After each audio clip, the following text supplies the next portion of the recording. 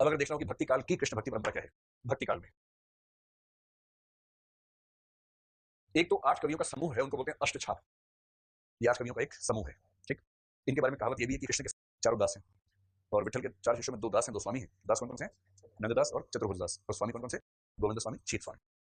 कोई पूछे भक्ति काल में कृष्ण काव्य किसने लिखा, तो सबसे पहले बताते हैं 8 कवि तो ये वाले हैं, ठीक। इन 8 के अलावा कुछ को बोलते हैं संप्रदाय निरपेक्ष कवि, जो किसी विशेष संप्रदाय में शामिल नहीं हुए किंतु भक्ति काल में ही थे और कृष्ण भक्ति के कुछ पद्य लिखे गए हैं। ऐसे लोगों में एक का नाम है रसखान, एक का नाम है मीरा, एक का नाम है रहीम। ये रहीम वही जो बैरम खान के पुत्र थे और अब्दुल रहीम खान ने कहा गया, अकबर के नवरत्नों में से एक और सेनापति भी थे। और आप चाहें तो जायसी का नाम भी लिखें, क्योंकि जायसी भी तो भक्ति काल में ही है और कृष्ण की भक्ति लिखे गए हैं। अगर कोई आपसे पूछे कि ऐसे कौन से मुसलमान कवि हैं जो मुसलमान होने के बावजूद कृष्ण की भक्ति करते हैं, तो 2 का नाम तो दुनिया जानती है, आपको 3 के नाम बताने हैं। कौन कौन? मीरा, रहीम, रसखान, जायसी। भ्रमर के प्रतीक के माध्यम से कृष्ण और उद्धव पर किए गए व्यंग्यों की परंपरा का नाम भ्रमर गीत है। इसी भ्रमर गीत को जो सूरदास ने लिखा, उसके कुछ खास छंदों को शुक्ल जी ने छाटा, उस भ्रमर गीत का नाम हो गया भ्रमर गीत सार। उस भ्रमर गीत में और कृष्ण का प्रतीक बन के उद्धव आया हुआ है। उद्धव को सीधी गाली कैसे दे, कृष्ण को सीधी गाली कैसे दे। जैसी भवरा उड़ते हुए देखा ना, गोपियों की आंखें मटकाई, आपस में गोपियां बोली हाँ ये सही प्रतीक मिल गया। फिर कहेंगे उद्धव तुम्हें पता भवरे कैसे होते हैं? काले होते हैं, ऐसे होते हैं, गंदे होते हैं, लीचड़ होते हैं, तुम जानते ही हो। तुम्हें नहीं कह रहे हैं, भवरे को कह रहे हैं। भवरा नाम ले लेके जो हाल किया उद्धव का और कृष्ण का, दोनों का, इस परंपरा का नाम है भ्रमर गीत। भ्रमर के प्रतीक के माध्यम से कृष्ण और उद्धव पर किए गए व्यंग्यों की परंपरा का नाम भ्रमर गीत है। इसी भ्रमर गीत को जो सूरदास ने लिखा, उसके कुछ खास छंदों को शुक्ल जी ने छाटा, उस भ्रमर गीत का नाम हो गया भ्रमर गीत सार। उस भ्रमर गीत सार को आपके पाठ्यक्रम में शामिल किया गया है, पेपर 2 में, सूरदास का भ्रमर गीत सार। और उस भ्रमर गीत की असली महत्ता यह है कि उसमें निर्गुण पर और योग मार्ग पर बड़े कठोर व्यंग्य किए गए हैं, और उन व्यंग्यों के मूल में जो दर्शन है वो शुद्ध अद्वैतवाद है। कहानी समझ में आई आप लोगों को? क्या कंटेक्स्ट है पूरा पूरा? अब देखिए, तो शुद्ध अद्वैतवाद हो गया, इसी जब बोलते हैं निर्गुण कौन देश को पासी। गोपियां सवाल पूछ रही हैं, तर्क कर रही हैं, ताकि निर्गुण वाला व्यक्ति हार माने अपनी। दूसरी बात है पुष्टि मार्ग क्या है। पुष्टि मार्ग का कोई खास मतलब नहीं, बस ध्यान रखिए, आगे विस्तार में आने वाला है।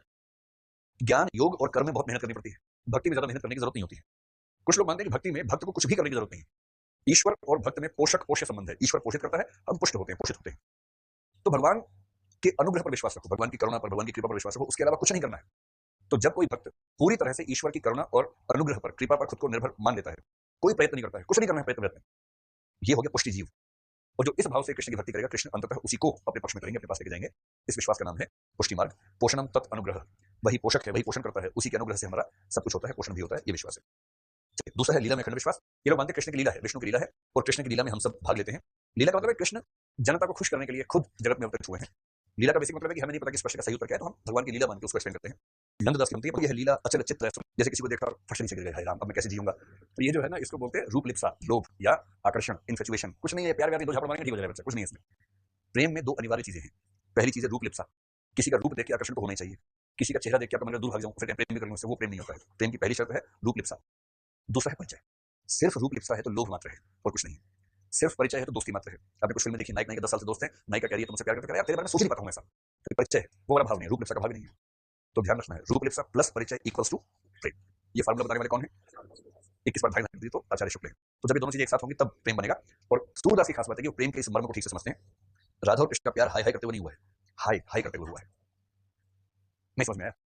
हाय हाय करते हुए नहीं हुआ है, हाय हाय करते हुए हुआ है, मतलब परिचय से। जैसे हेलो हाय आप लोग करते हैं, हाय हाउ आर यू, वो वाला हाय, उस हाय से हुआ है।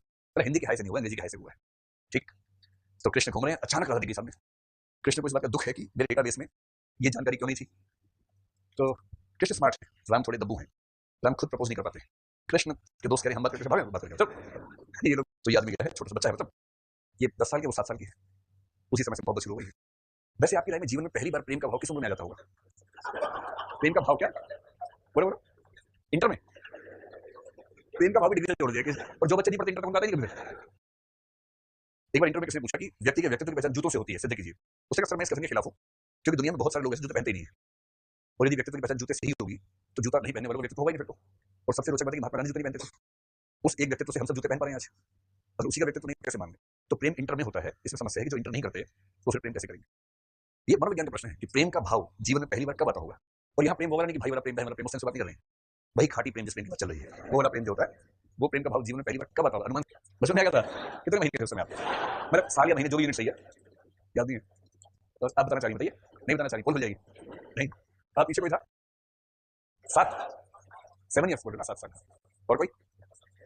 सबकी 32 से निकली, लेकिन बता कोई नहीं रहा, बोलना भी तो पड़ेगा भाई। और मैं आपकी जीवन नहीं पूछ रहा हूँ, मैं पूछ रहा हूँ कि सामान्यतः व्यक्ति को कितना, 15 साल। बहुत बढ़िया, जो अवस्था में पहली बार प्रेम होता है। चलिए ठीक है, ठीक है, ठीक है, ठीक है, ठीक है, कोई और? ठीक है, ठीक है, ठीक है, ठीक है, कोई और बताना चाहिए, आखिरी बात को बता दें। इधर से सब लोग चुप हैं। हाय मैं शर्म से लाल हुई, हाय ऐसी बात हमसे क्यों पूछते हैं। 12-13 साल में, ठीक है। 10 बचपन यानी कब? 4-5 साल से। अच्छा आप लोग ईमानदारी से बताओगे कितने लोगों को 4 या 5 साल तक कोई ना कोई पसंद आने लग गया था? हाथ खड़ा करो, ईमानदारी से हाथ खड़ा करो। शर्माओ, ईमानदारी से हाथ खड़ा करो। आपको शर्मा है बेसिकली। अच्छा कितने लोगों को 4-5 साल की उम्र तक कोई पसंद नहीं आया था? वो हाथ खड़ा करें। ऐसे लोगों की संख्या भी 10% से ऊपर नहीं है। ठीक है। मतलब मनोविज्ञान में ऐसा मानते हैं कि इसके लिए कोई बहुत खास उम्र की जरूरत नहीं है। बहुत शुरुआती भाव कुछ महीनों से ही शुरू हो जाते हैं, उसके लिए साल की जरूरत नहीं है।